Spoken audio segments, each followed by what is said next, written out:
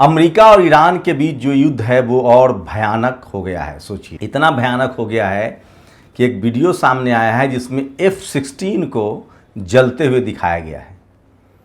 वहीं ईरान में railway line को उड़ाया गया है, जिस रेलवे लाइन से रूस और चीन को बाकायदा तेल पहुंचाया जा रहा था। तो ये युद्ध कितना भयानक है आप इसी से अंदाज़ा लगा सकते हैं। लेकिन ईरान तो ईरान निकला। दुनिया के किसी भी देश को भरोसा नहीं था कि ईरान इतना ताकतवर है और ईरान इस तरह से बड़ा हमला करने में सक्षम है। इस बार सोचिए, 28 फरवरी को जो युद्ध हुआ था उसके बाद 42 दिन तक चला। उसके बाद डोनाल्ड ट्रंप ने बातचीत के बहाने अपनी ताकत को रिस्टोर किया और उसके बाद 20 युद्धपोत उतारे गए हैं। कहा जा रहा है कि 20 युद्धपोत उतारे गए हैं। हजारों जेट को युद्धपोत पर लाया गया। उसके बावजूद ईरान की ताकत का आप अंदाजा इसी बात से लगाइए कि ईरान ने ग्रीस में, सोचिए, अब खाड़ी देशों से अपना बोरिया बिस्तर वो समेट चुका है। ग्रीस में जो F-16 खड़ा था वहां पर मिसाइल दागा है। मतलब ईरान की मिसाइल की क्षमता समझिए और उसके पास रियल टाइम लोकेशन की ताकत समझिए। अब खाड़ी देशों में लगभग उसके सैनिक अड्डे तबाह हो गए हैं।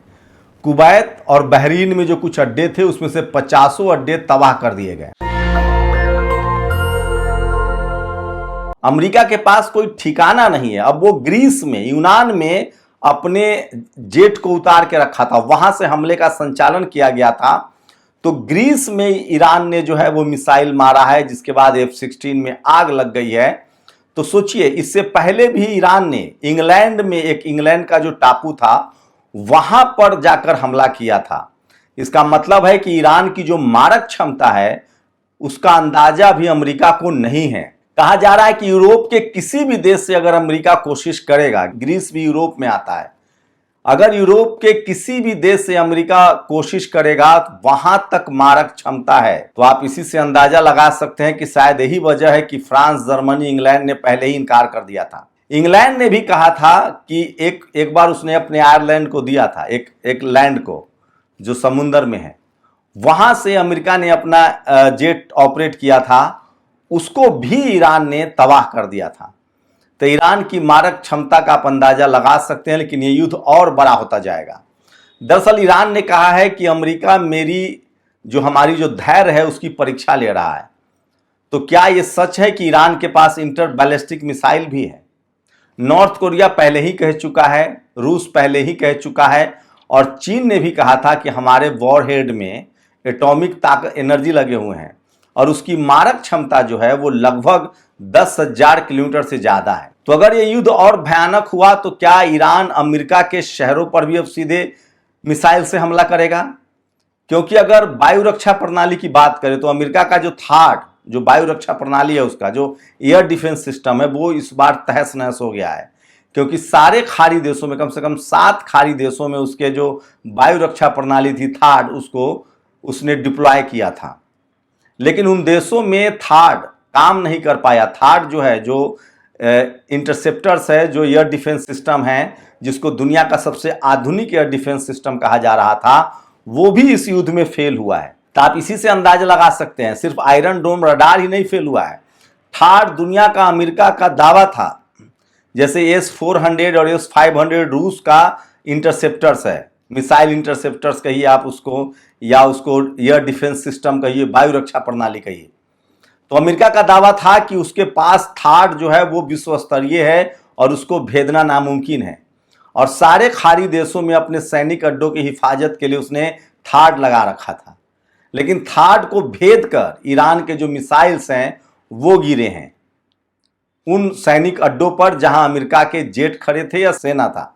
वहीं इस बात के लिए भी ईरान की वाहवाही हो रही है कि ईरान के उसका जो एयर डिफेंस सिस्टम है वो बहुत कारगर है। उसके मिसाइल्स के बारे में खुद अमेरिका के पायलट ने बताया था कि वो जेली फिश की तरह आते हैं और जब तक जेट से चिपक न जाए वो तब तक वापस नहीं होते हैं। तो ईरान ने अमेरिका से ज्यादा उन्नत आधुनिक एयर डिफेंस सिस्टम तैयार कर लिया है और इसी की ताकत है कि ईरान किसी भी कीमत पर झुकने के लिए तैयार नहीं है। दरअसल ये युद्ध क्यों छिड़ गया है, दोबारा उसे समझिए।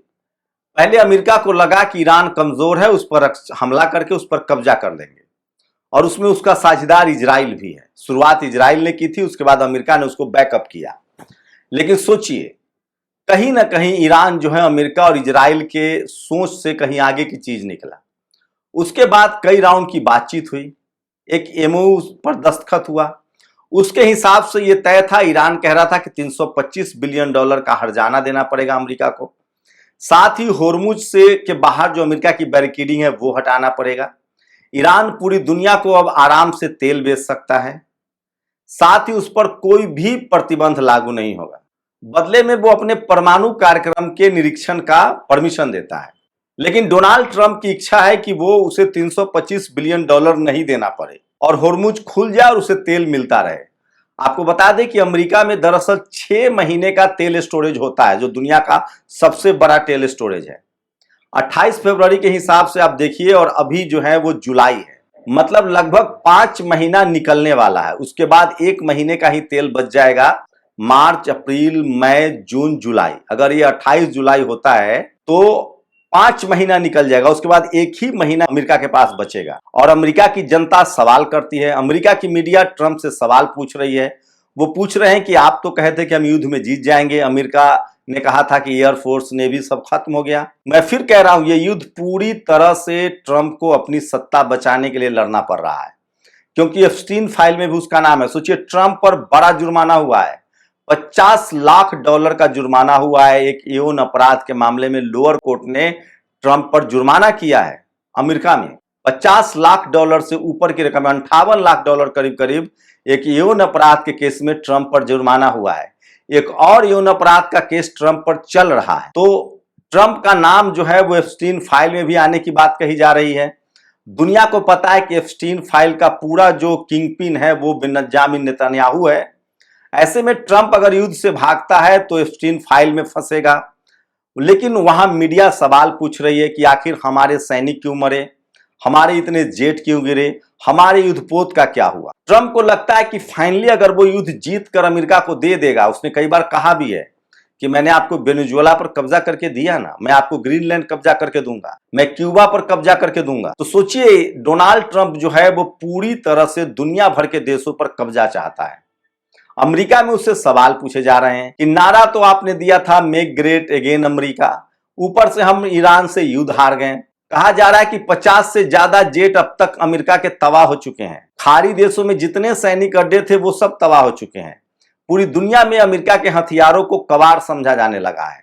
स्विट्जरलैंड और कनाडा जैसे देशों ने अपने डील को खत्म कर दिया है, जो उनके साथ हथियार डील था, जबकि अमेरिका के आमदनी का सबसे बड़ा जो केंद्र है वो हथियार डील है।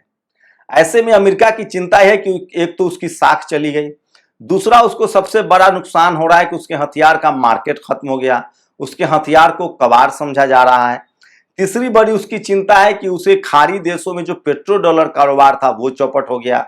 खाड़ी देशों ने अब तक ईरान पर हमला नहीं किया है। खुद ट्रंप ने कहा कि अगर मैं इस युद्ध में शामिल नहीं होता तो इजराइल के खिलाफ तुर्की ईरान की तरफ से लड़ रहा हो, जबकि एर्दोआन ने, तुर्की के प्रमुख ने कई बार कहा है कि मैं इजराइल के खिलाफ हमला करूंगा। डोनाल्ड ट्रंप खुद इस बात को मान रहा है। इसका मतलब है कि खाड़ी देश नहीं युद्ध में जाएगा तो पेट्रो डॉलर कारोबार भी चौपट हो गया। अमेरिका को पूरी तरह से ट्रंप ने नेस्तनाबूद करने की ठान ली और इसीलिए वो अपनी साख बचाने के लिए युद्ध कर रहा है। लेकिन ईरान ठहरा। ईरान की जो मारक क्षमता है वो इतनी भयानक है कि अमेरिका को समझ नहीं आ रहा है। वो बार बार कोशिश कर रहा है होर्मुज खोलने का। तो अमेरिका की कोशिश है कि होर्मुज से तेल जो है ले लिया जाए, फिर स्टोर कर लिया जाए। लेकिन अब तक 6 शिप अमेरिका के डुबा चुका है ईरान। ईरान का कहना है कि जो समझौता हुआ था 325 बिलियन डॉलर का, वो रकम आप तय करो, अदा करो, तब जाकर हम होर्मुज को पूरी तरह से खोलेंगे। अभी फिलहाल ईरान उसी रूट से दुनिया भर के देशों के जहाज को जाने दे रहा है जो रूट उसने तय किया है, लेकिन वहां से इजराइल और अमेरिका का शिप नहीं जा सकता है बगैर हर्जाना दिए हुए। एक तरफ डोनाल्ड ट्रंप ने एमओयू पर साइन कर दिया, दूसरी तरफ वो अपने देश में जाके कह रहा है कि मैं कोई रकम नहीं दूंगा, इसीलिए युद्ध है। वही ईरान ने कहा है कि होर्मुज के साथ अब बॉब अल मंदेब जो यमन का इलाका है, हुती का कंट्रोल है, उसे भी हम बंद कर देंगे। मतलब दुनिया भर में तेल की क्राइसिस फैलेगी। लेकिन सवाल है कि ईरान को अपनी रक्षा का अधिकार तो है। ईरान पर आखिर अमेरिका और इजराइल ने हमला क्यों किया, ये सबसे बड़ा सवाल है। तो आप इस युद्ध के लिए किसे जिम्मेदार मानते हैं? अपनी प्रतिक्रिया जरूर दीजिए। लेकिन ईरान ने अमेरिका के गले में घंटी बांध दी है और दुनिया का शायद ही अब कोई देश है जो अमेरिका की बात पर भरोसा करता है। फिर ट्रंप ने कहा है कि मैंने 8 युद्ध रुकवाए, जिसमें भारत पाकिस्तान का भी युद्ध है, जिसमें 11 जेट गिरे थे। इतना बड़बोलापन है वो, सोचिए। आप लोग अपनी राय जरूर दीजिए। शुक्रिया। नेशनल दस्तक की आपसे गुजारिश है कि अगर इसको बचाना चाहते हैं तो नेशनल दस्तक को सब्सक्राइब करने के लिए रेड कलर के सब्सक्राइब बटन को दबाएं, फिर बेल आइकन की घंटी दबाएं। नेशनल दस्तक को बचाने के लिए बहुत जरूरी है कि हर खबर को शेयर करें, लाइक करें, कमेंट जरूर करें।